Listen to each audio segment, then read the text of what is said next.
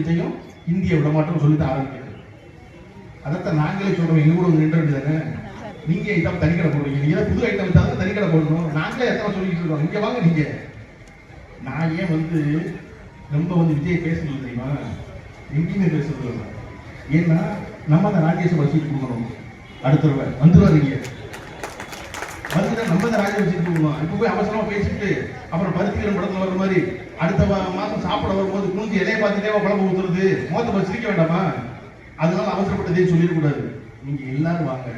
ஏன்னா இன்றைக்கு இருக்கக்கூடிய நடிகர்கள்ல திரு கமலஹாசன் அவரை மாதிரி ஒரு நடிகர் இந்த நாட்டில் யாரும் இல்லை என்று சொல்லக்கூடிய அளவிற்கு பல்வேறு விருதுகளை பெற்றவர்.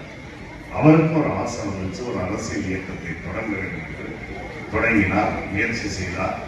அந்த முயற்சி முழுமையான வெற்றியை பெற முடியவில்லை என்பதை உணர்ந்த நிலையிலே தான் தலைவர் அவர்கள் அவரையும் அரவணைத்துக் கொண்டு இன்றைக்கு நாடாளுமன்ற உறுப்பினராக ராஜ்யசபா உறுப்பினர் பதவியை கொடுத்திருப்பதைத்தான் அண்ணன் பழனியப்பன் அவர்கள் சுசமாக சுட்டிக்காட்டி இருக்கிறார்கள்.